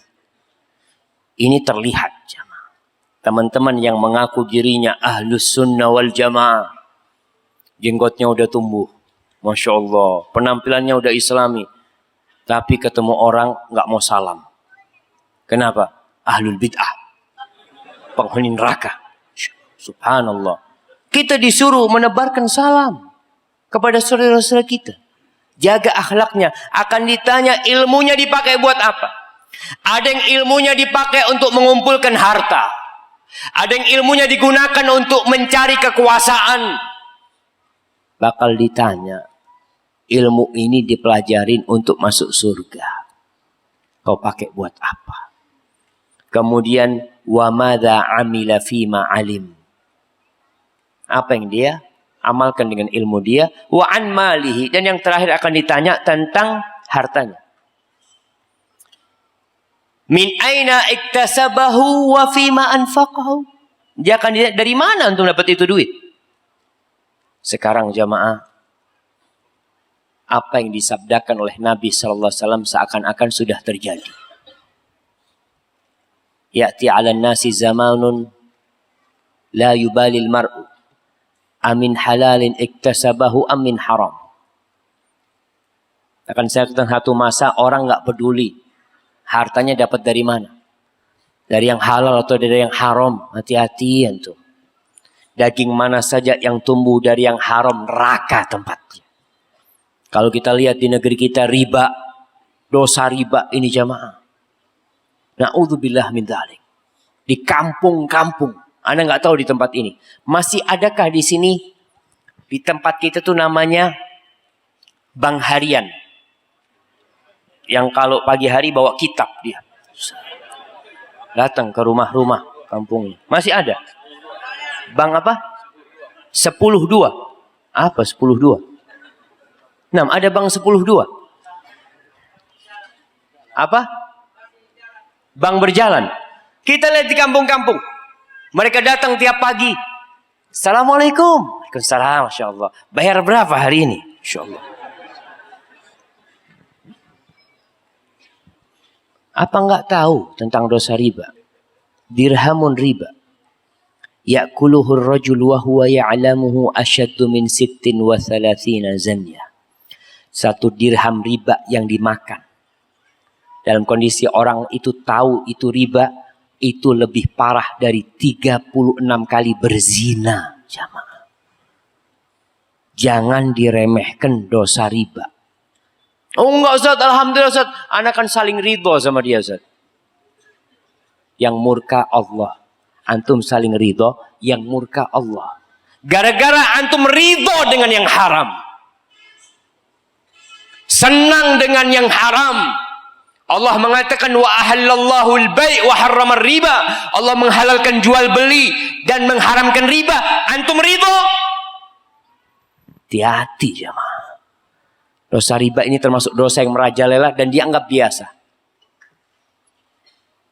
Ana berulang kali dalam kajian ana mengingatkan tentang pertanyaan ini, antum akan ditanya. Motornya riba. Mobilnya riba. Rumahnya riba. Biasanya tuh sebagian orang ketika jadi pegawai negeri atau SK-nya turun, SK-nya itu langsung disekolahkan sama dia. Sekolah lagi untuk dapat riba dia. Maka hati-hati jamaah. Pelajarin ilmu agama ini. Ketahui mana yang halal dan mana yang haram. Wa fima anfaqah, kalau sudah dapat kemana engkau infakkan? Yang dapat dari jalan yang haram susah mau dibawa kepada ketaatan jemaah. Susah. Antum melihat perampok. Perampok habis ngerampok berangkat umroh. Insyaallah. Yuk kita ini habis dapat duit rampok, daftar umroh. Bismillah. Ada. Dipakai buat apa? Mabok, berzina. Makanya perampok hampir nggak ada yang kaya. Maka hati-hati. Korupsi. Kalau kita lihat di negeri kita jamaah, Allah menakutkan sekali. Kondisi negeri kita sangat mengkhawatirkan. Di kota Malang itu kalau nggak salah anggota DPR-nya 45. 42 masuk penjara. Antum bisa terus gimana Ustaz? Kalau 42 masuk penjara, mau dibawa kemana negeri ini? Kalau orang-orang pinternya, kira-kira 43 itu, 42 itu ada yang lulusan SD jamaah? Nggak ada. SMP nggak ada. SMA hampir nggak ada lah. Paling nggak S1 lulusan. Kalau ternyata dia berada di penjara gara-gara makan haram, makan uangnya rakyat. Na'udzubillah min dzalik jamaah. Maka ingat, kita jangan bicara mereka, kita bicara diri kita. Antum ketika bekerja, antum lihat halal apa haram yang antum bawa ke rumah antum. Masih ada umat Islam yang deposit duit. Anaknya dikasih makan riba. Kuliah nak, udah kuliah di mana? Di Malang sana. Kuliah di Jawa sana. Abah sudah taruh duit 1 miliar, tiap bulan engkau ambil depositnya. Apanya? Bunganya. Anaknya makan haram. Na'udzubillah min dzalik. Yang terakhir jamaah rahimakumullah. Allah Subhanahu wa taala berfirman di surah Maryam ayat 71-72. Surah Maryam ayat 71-72. Allah mengatakan wa in minkum illa wariduha kana ala rabbika hatman maqdiyah. Tidak ada seorang pun dari kamu melainkan akan mendatangi neraka. Jadi antum pernah dengar ucapan, Ustaz katanya semua orang pasti masuk neraka dulu. Ustaz. Semuanya, orang Islam pun masuk neraka dulu. Allah mengatakan setiap dari kamu melainkan akan mendatangi neraka. Semuanya akan melewati neraka. Semuanya. Yang masuk surga tanpa hisab, tanpa azab akan melewati neraka juga. Karena memang ke sana jalan yang harus dilewatin. Tsumma nunajjil ladzina taqaw wa nadharu adh-dhalimina fiha jithiya. Kemudian wa nadharu adh-dhalimina fiha jithiya. Kemudian kata Allah, kami menyelamatkan orang-orang yang bertakwa dan membiarkan orang-orang yang zalim di dalam neraka dalam keadaan berlutut. Ahibati fillah. Qais ibn Abu Hazim meriwayatkan bahwa Abdullah bin Rawahah pernah sakit. Abdullah bin Raha, sahabat Nabi. Dia pernah sakit dan kepalanya diletakkan di pangkuan istrinya. Lalu Abdullah bin Rawaha menangis. Dan istrinya pun ikut menangis. Maka ditanya oleh Abdullah, kenapa engkau menangis? Kata istrinya, aku ikutan engkau menangis. Terharu dengan menangisnya suaminya. Jawab istri Abdullah. Lalu Abdullah mengatakan tentang kenapa dia menangis. Inni dzakartu qaula Allah azza wa jalla. Aku mengingat firman Allah jalla jalaluh, wa in minkum illa wariduha. Setiap orang dari kalian akan mendatangi neraka. Fala adri a anju minha amla. Yang aku pikirkan, aku enggak tahu apakah aku akan selamat atau tidak. Wallahi jamaah, kita nggak tahu. Maka persiapkan untuk menghadapi hari akhir.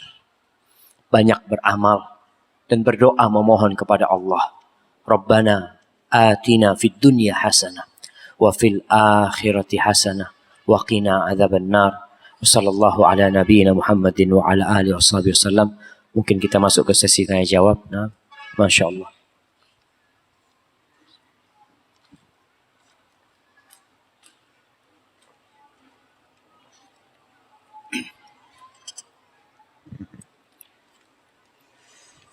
Antum satu-satu kasih. Nah, Assalamualaikum Ustaz. Waalaikumsalam warahmatullahi wabarakatuh. Apa penyebab banyaknya umat Rasul SAW yang terusir dari telaga Rasul SAW? Bukan banyak. Ada di antara umat Nabi SAW yang dihalangi dari mendekat ke telaga Nabi SAW. Para ulama membahas, menyebutkan tentang siapa sih mereka. Yang pertama, bisa jadi mereka adalah orang-orang yang murtad di masa Nabi SAW. Yang kedua, mereka orang-orang munafikin yang penampilannya muslim.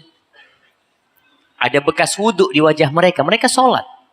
Jadi orang munafik itu ada di masa Nabi SAW. Mungkinkah yang hadir di masjid kita ini semuanya orang mukmin? Bisa jadi sebagian munafik. Coba antum lihat sebelah antum. Nggak kelihatan jemaah. Nggak kelihatan. Tapi nanti pada hari kiamat pun Nabi nggak kelihatan.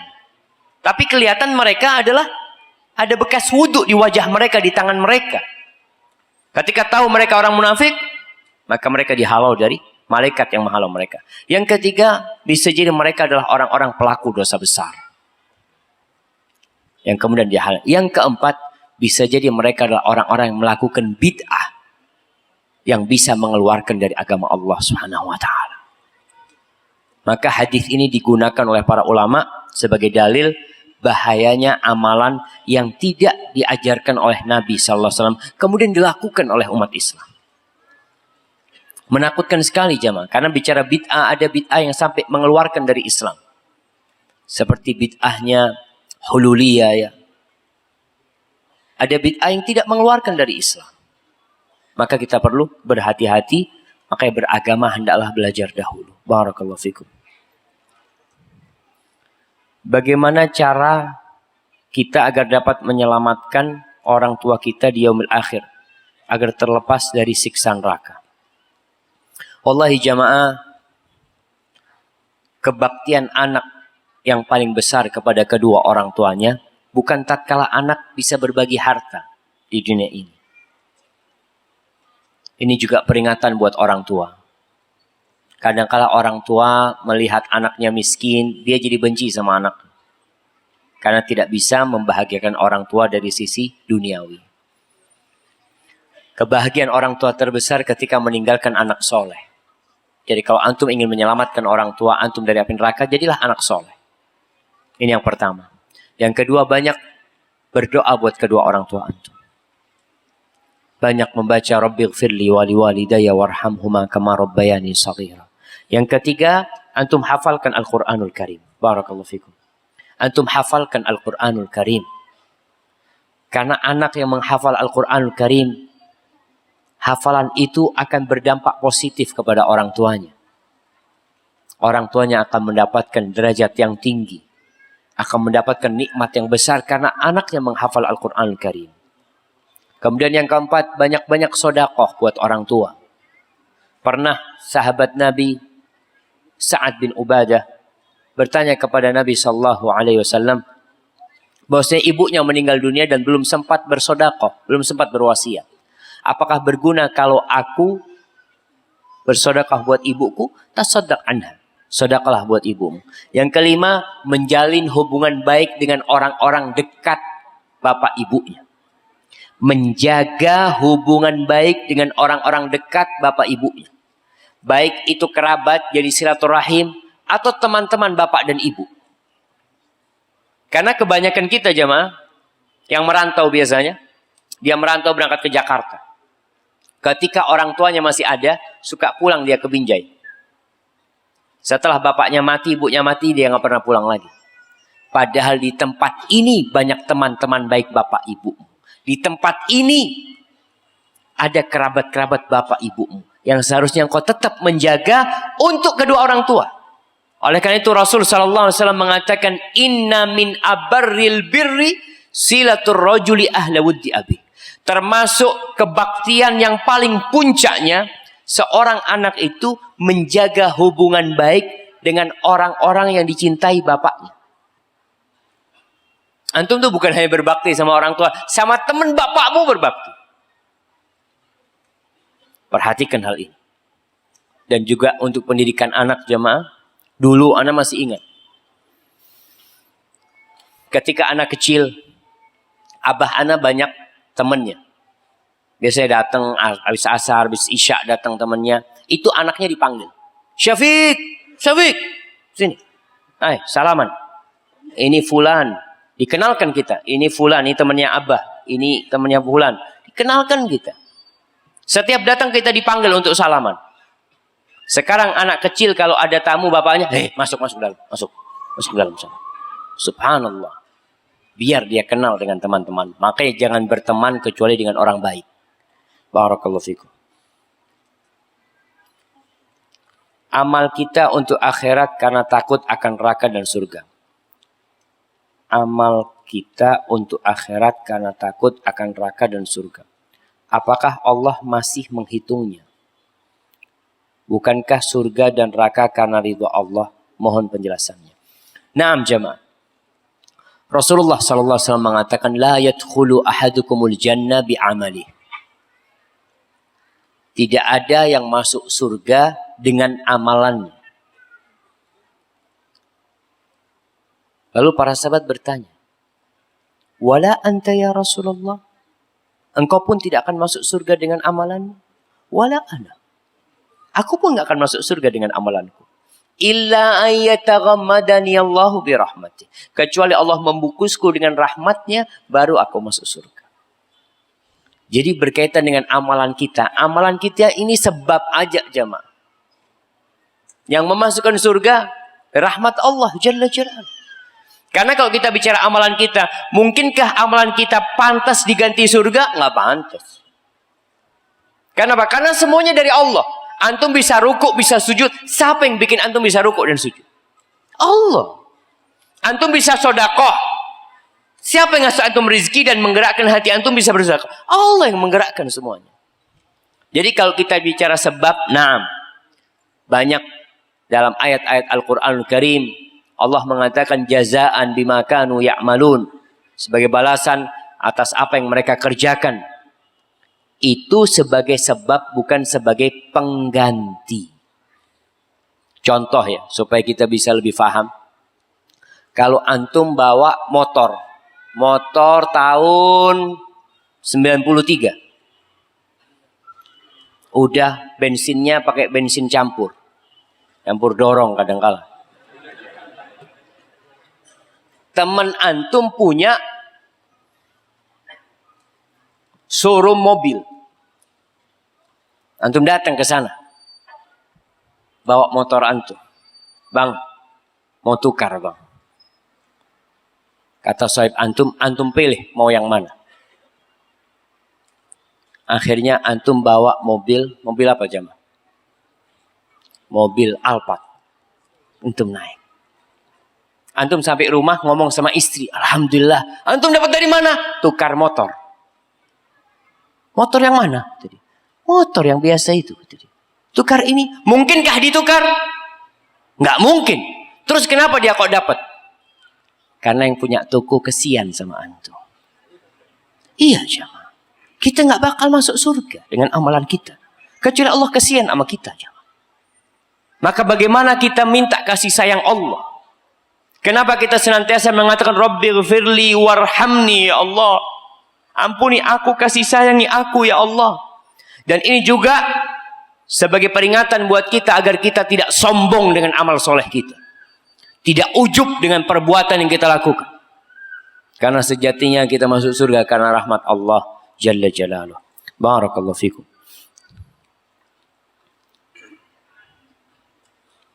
Apakah membenci sifat suami tapi hanya di dalam hati? Apakah termasuk dosa yang akan dimintai pertanggungjawabannya di akhirat nanti? Sebab suami anak orangnya temperamental. Tiada hari tanpa marah. Masya Allah.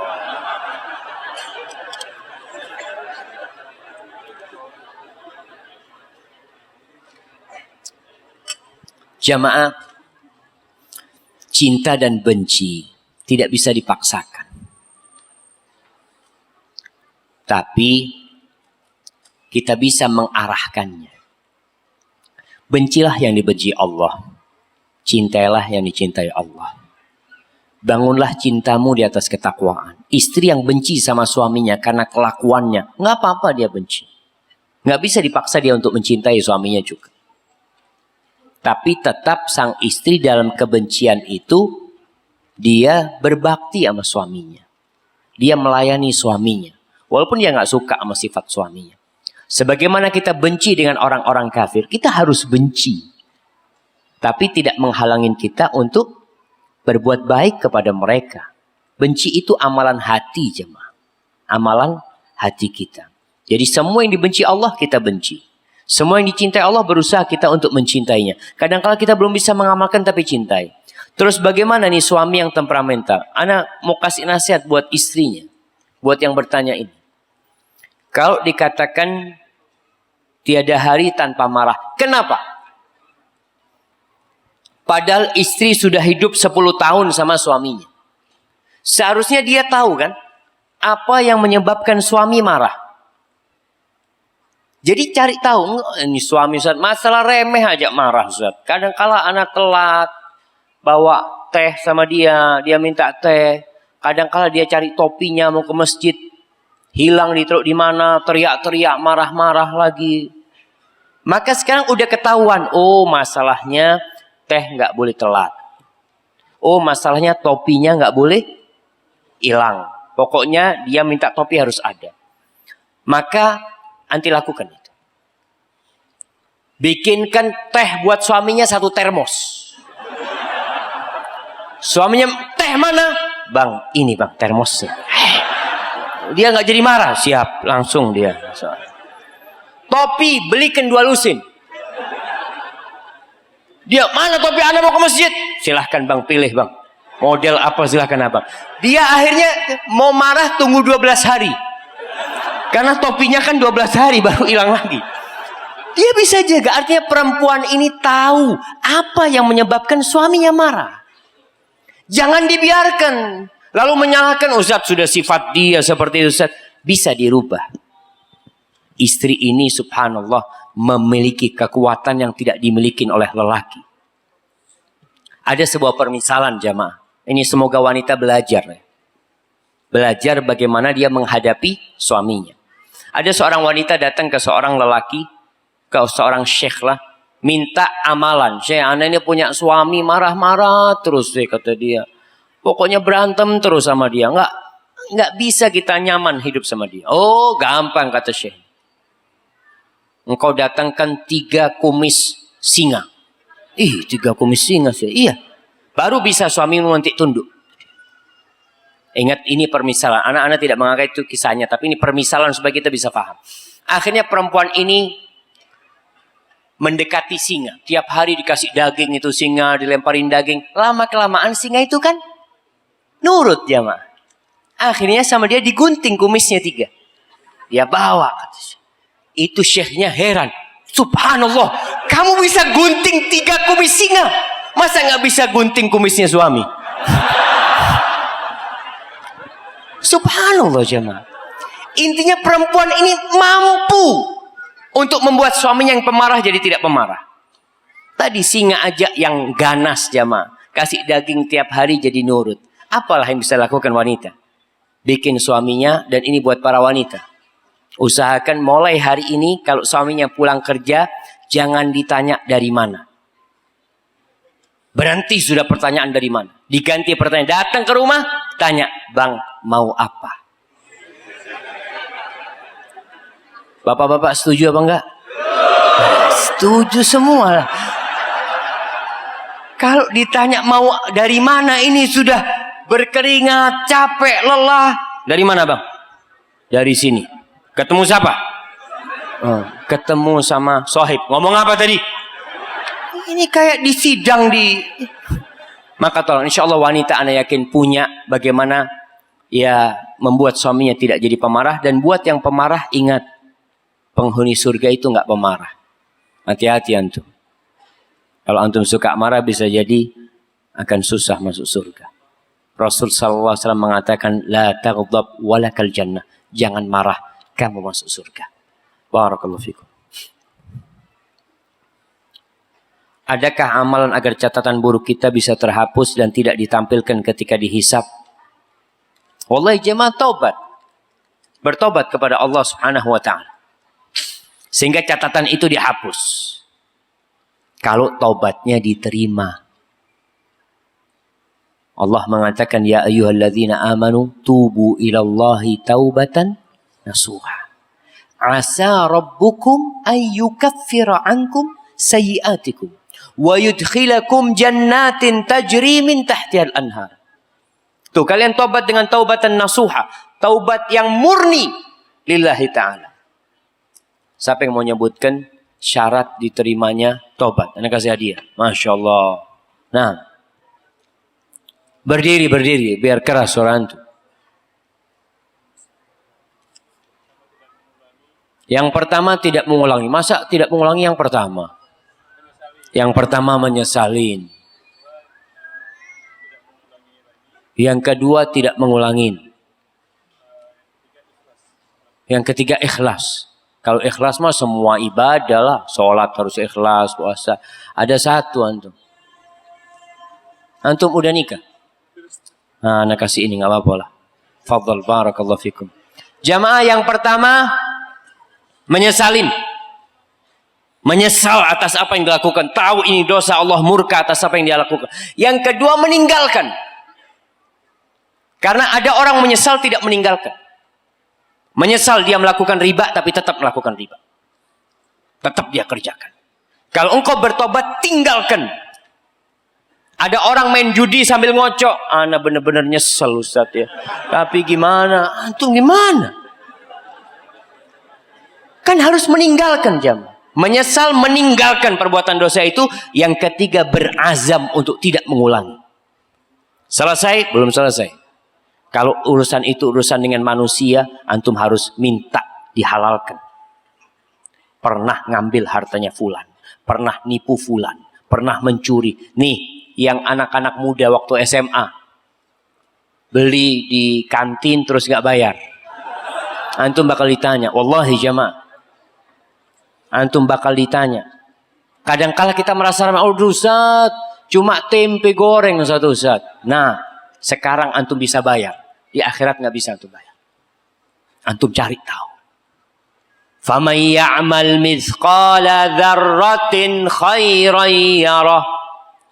Barang siapa yang berbuat kebaikan sebesar dzarrah, semut kecil, dia akan melihat balasannya. وَمَنْ يَعْمَلْ مِثْقَالَ ذَرَّةٍ شَرًّا يَرَهُ. Antum jangan tempe. Antum lebih kecil dari tempe yang antum ambil. Antum akan melihat balasan atas keburukan yang antum lakukan. Karena hak manusia ini dibangun di atas sifat kikir, jamaah. Maka tolong urusan taubat ini, kalau urusan bersama Allah selesai. Urusan sama manusia ini harus minta dihalalkan, minta maaf sama dia. Yang suka ngomongin orang lain, yang suka gibain orang lain, yang mencaci orang lain, antum minta maaf. Hati-hati, kemudian nanti pada hari kiamat antum jadi orang yang bangkrut. Banyak ibadah hajinya, umrohnya, sodakohnya. Tapi ternyata banyak orang yang antum sakiti dalam kehidupan ini. Sehingga mereka akan menuntut kepada antum.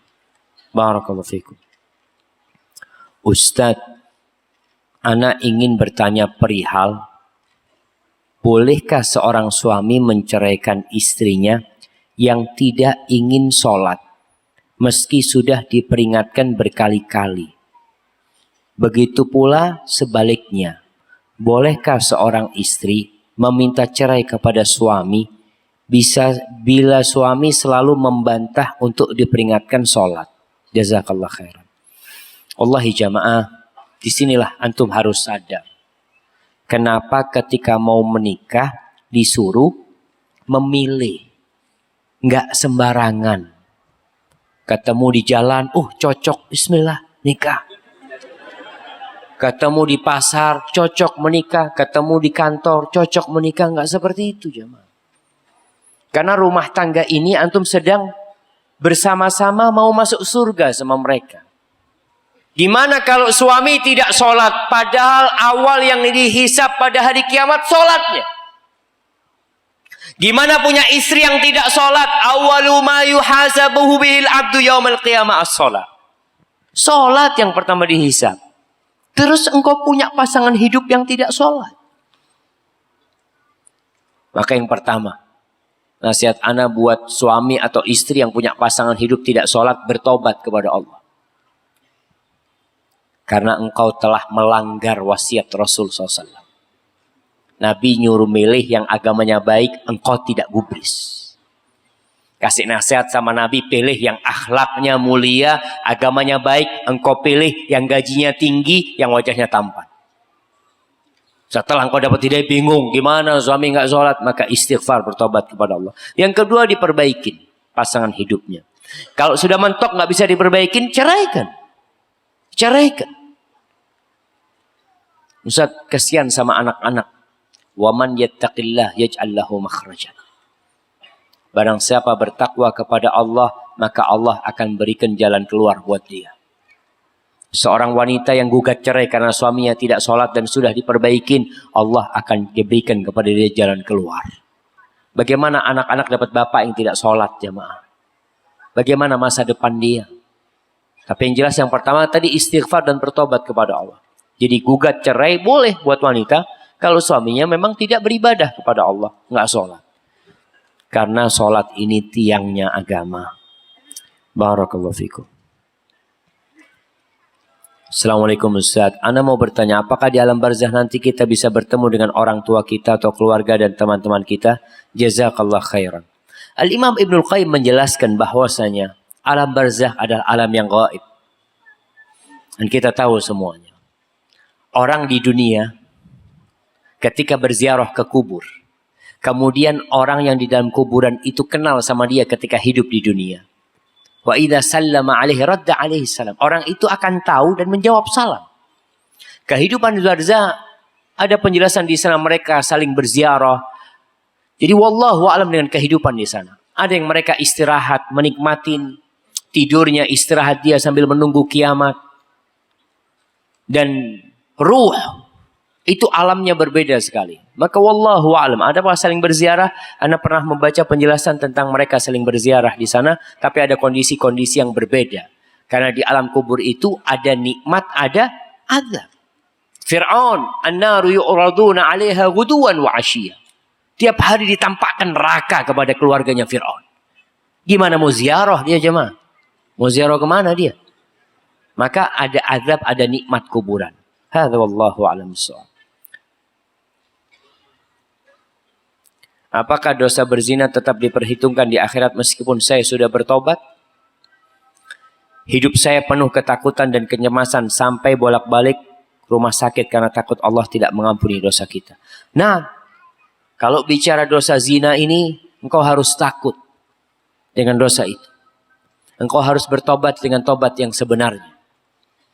Mantab taballah alaih. Bersama bertobat Allah akan menerima tobatnya asalkan taubatan nasuha. Tapi tetap harus takut tidak diterima. Kita berharap Allah menerima, tapi kita juga nggak GR. Oh, insya Allah dosaku sudah diampuni. Siapa yang tahu? Antum ingat dengan wanita yang berzina di masa Rasul Sallallahu Alaihi Wasallam. Dia datang dengan perutnya buncit, hamil dari zina. Dia mengatakan, ya Rasulullah, inni hubla minaz zina fatahhirni. Wahai Rasul Sallallahu Alaihi Wasallam, aku hamil karena zina. Tolong sucikan aku. Lalu kata Nabi Sallallahu Alaihi Wasallam, engkau pulang. Sampai melahirkan. Dalam masa 9 bulan dia mengandung. Dia dihantui dengan dosa zina tersebut. Setelah anak itu lahir, dia gendong itu anak, dia bawa kepada Nabi SAW. Ya Rasulullah, udah lahir ya Rasulullah. Tolong sucikan aku ya Rasulullah. Kata Nabi SAW, ardi'i. Engkau susui dia. Sampai kau sapih dia. Disusui sama perempuan ini. Dan dosa zina itu terus menghantui dia. Sampai ketika anak itu sudah bisa makan. Sudah bisa makan roti. Digendong itu anak bawa kepada Nabi SAW. Ya Rasulullah. Dia sudah bisa makan, gak butuh lagi susuku Nabi SAW. Ini anaknya, tolong sucikan aku. Akhirnya wanita ini dirajam jamaah. setelah dirajam sampai meninggal dunia, Rasulullah SAW mensolatin perempuan ini. Lalu seorang sahabat bertanya, "Ya Rasulullah, atusalli 'alaiha wa qad zanat?" Gimana engkau mensolatin dia? Dia sudah berzina. Apa kata Nabi SAW? Laqad tabat taubatan law qusimat ala sab'ina min ahlil Madinah lawasi'atuh. Perempuan ini sudah bertobat, yang kalau tobatnya dibagikan kepada 70 penduduk Madinah, maka 70 penduduk Madinah cukup diampuni dosa mereka. Dengan tobatnya seorang wanita pezina. Maka bertobatlah kepada Allah. Apakah harus dengan didirikan rajam? Tidak. Engkau sembunyikan dirimu. Engkau terus beristighfar. Perbanyak amal soleh. Dan semoga Allah menerima taubatmu. Barakallahu fikum. Apakah beban amar ma'ruf nahi mungkar akan dipertanyakan kepada setiap muslim? Naam jemaah. Pokoknya segala perintah Allah yang kita diperintahkan untuk mengamalkannya, lalu kita tidak mengamalkannya, akan ditanya. Sabda Rasul sallallahu alaihi wasallam, "Man ra'a minkum munkaran falyughayyirhu biyadihi." Barang siapa yang melihat kemungkaran, hendaklah merubah kemungkaran itu dengan tangan kanannya. Dengan tangannya. Fa in lam yastati fa bilisanihi. Kalau enggak bisa dengan tangannya, maka dengan lisannya. Enggak mampu dia, maka dengan lisannya. Tidak mampu dengan lisannya, maka dengan hatinya. Mengingkari dengan hati ini artinya membenci perbuatan itu. Kita enggak bisa ngingkari. Membenci perbuatan tersebut dan meninggalkan tempat perbuatan kemungkaran dilakukan.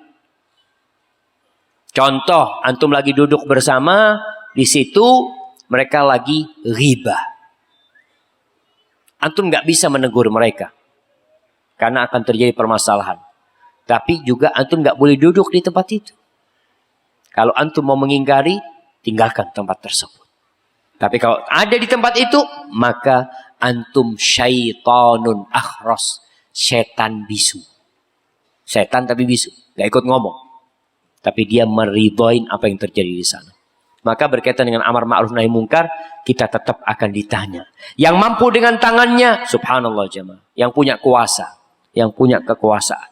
Makanya jadi pemimpin.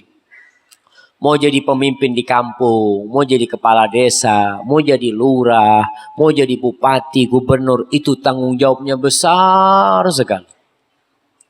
Ketika kemungkaran terjadi di tempat dia, dan dia tahu kemudian membiarkannya, dia akan ditanya. Barakallahu fikum. Nah, Masya Allah.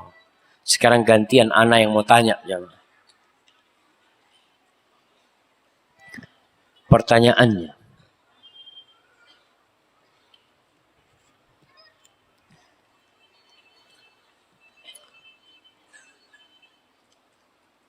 sebutkan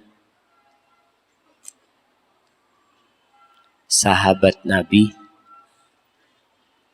yang ketika meninggal dunia arasnya Allah bergetar. Masya Allah, ada yang manggil ana di sini. Nah, berdiri antum. Sa'ad bin Mu'ad. Tunggu dulu, jangan duduk lah. Pertanyaannya belum selesai. Kenapa bisa seperti itu? Masya Allah, Masya Allah. Fadal. Sa'ad bin Mu'ad. Sa'ad bin Mu'ad ini jamaah, sahabat Nabi yang termasuk tokoh di masyarakat Ansor. Dia itu ketika perang Badar, ketika Nabi SAW mengatakan, "Ashiru alayya ayuhan nas." Wahai orang-orang, tolong aku dikasih masukan. Itu sahabat muhajirin semua mengatakan, "Ya Rasulullah, kita siap berperang bersamamu, kita siap berkorban untukmu." Itu orang-orang muhajirin. Tapi Nabi SAW nggak berhenti mengatakan, "Ashiru alayya ayuhan nas." Di situ Sa'ad bin Mu'ad mengatakan, "Ya Rasulullah, ka'annaka ta'nina." Seakan-akan yang kau maksud kami orang-orang Ansor. Kata Nabi, "Iya." Lalu Sa'ad bin Mu'adz mengatakan, ya Rasul, amanna bika. Kita beriman kepadamu ya Rasul. Kita yakin dengan engkau. Ya Rasulullah, di kota Madinah banyak orang-orang yang kalau mereka tahu engkau akan berjumpa dengan musuh, tidak ada satupun yang meninggalkan dirimu. Silahkan engkau berjumpa dengan musuhmu besok. Kami akan berperang di kanan dan kirimu. Ya Rasulullah, kalau engkau ingin menyeberangi lautan bersama kami, kami akan ikut menyeberangi bersamamu. Itu Sa'ad bin Mu'adz, cintanya sama Rasul sallallahu alaihi wasallam jemaah. Subhanallah ya. Semoga Allah Jalla Jalla menjadikan kita seperti beliau. Barakallahu fikum. Masya Allah. Ana suruh bagi-bagi hadiah lagi. Baik. Sebutkan nama istri Nabi yang dinikahi di Habasyah. Di Habasyah. Ummu Habibah. Anaknya siapa? Anaknya bapaknya. Anaknya Abu Sufyan. Ummu Habibah. Subhanallah jamaah. Ummu Habibah ini hijrah ke Habasyah. Bayangkan antum bisa melihat Abu Sufyan itu bagaimana bencinya dengan Islam sebelum dia masuk Islam. Anaknya masuk Islam. Ummu Habibah itu masuk Islam. Dan dia hijrah bersama suaminya ke Habasyah. Artinya termasuk yang masuk Islam di awal-awal. Hijrah ke Habasyah. Dan di sana suaminya murtad. Diriwayatkan di sana akhirnya Nabi SAW meminang Ummu Habibah. Dan dinikahkan oleh yang menjadi wakilnya Nabi SAW adalah Raja Habasyah An-Najasyi pada waktu itu. Baik, pertanyaan selanjutnya. Berapa malaikat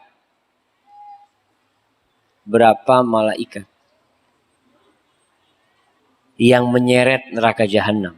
Masya Allah. Yang di depan lah, depan ana lah. Nah, berapa? 4.700.000. Gak jadi ini antum. Kok 4.700.000? 4.900.000. Kok bisa? Gimana hitungannya? Jamaah. Ya paling enggak dia berusaha jawab lah jamaah. Antum, gimana ngitungnya? 49.000. Anak kasih hadiah yang kecil buat antum. Nah. 409. Jamaah, kok ada khilaf kayak gini? Kirim ke belakang saja. Nah. Ini betul 4.900 juta. Yang anak tanya hitungannya gimana? 70.000 kali 70.000. Apanya yang 70.000? Ini dulu nih. 7 kali 7. Mengikat apa? Mengikat orang yang mau diazab. Mengikat neraka jahanam. Iya, ada 70.000. Masya Allah, kasih hadiahnya. Masya Allah. Barakallahu fikum. Nah, baik. Ana suruh tanya lagi, udah capek. Baik, pertanyaan selanjutnya.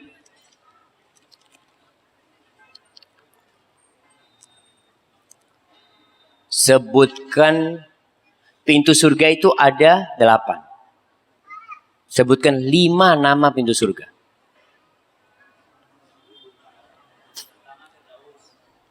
Nama pintunya.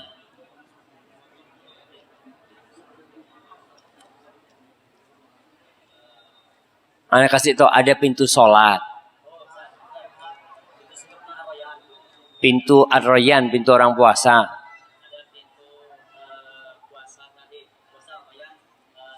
Ada sholat. Ada pintu jihad. Ada pintu zakat. Pintu berbakti kepada orang tua. Masya Allah. Kasihkan. Taib. Pertanyaan selanjutnya. Sini belum dapat hadiah. Tidur dari tadi. Gimana dapat hadiah antum? Nah, Anda mau tanya di sini. Sebutkan 4 nama putri Nabi. Sebelah sinilah, biar nggak tidur mereka. Antum tidur dari tadi. Ya, sebelah sana. Ya, berdiri antum. Urut ya. Zainab, anaknya siapa? Bintu siapa Zainab? Ya bintu Muhammad lah. Iya betul antum. Masya Allah. Zainab, Ruqayyah, Ummu Kalthum, dan Fatimah. Yang menjadi istrinya Utsman siapa? Oh. Ummu Kalthum sama siapa? Sama Ruqayyah. Ruqayyah, Masya Allah. Fadal, barakallahu fikum. Nah, Masya Allah. Kemudian pertanyaan selanjutnya.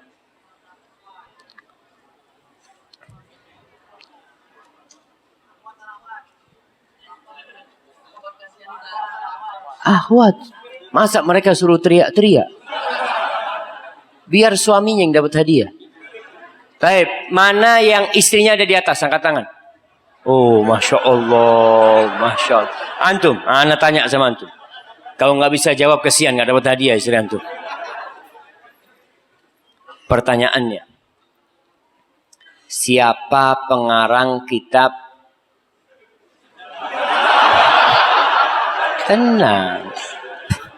Kayaknya susah pertanyaan. Janganlah jemaah. Ana rubah pertanyaannya.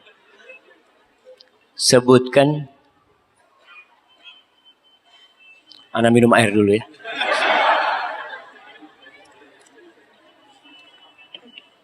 Alhamdulillah. Sebutkan 7 istri Nabi. Enggak 9, 7.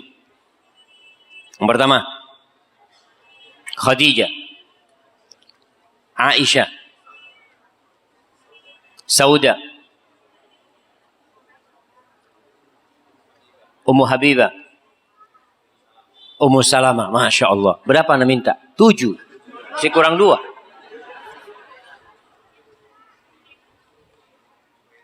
Juwairiyah. Siapa lagi? Zainab. Zainab ada 2. Masya Allah. Barakallahu fikum. Ini buat istri antum. Ini baju orang laki. Mana yang buat akhwat? Kayaknya nggak cocok buat istri antum. Buat kitab aja buat istri antum. Jamaah. Ini ada 15 peci. Gimana antum baginya?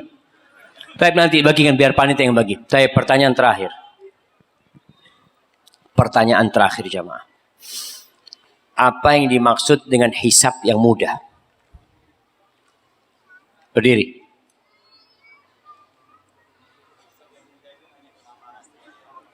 Hanya pemaparan.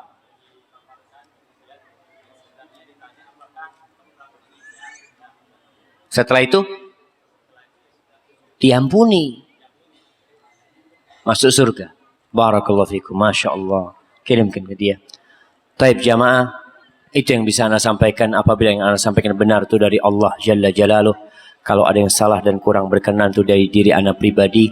Allah dan Rasulnya terbebaskan dari kesalahan itu. Subhanakallahumma wa bihamdika. Ashhadu an la ilaha illa anta astaghfiruka wa atubu ilaik.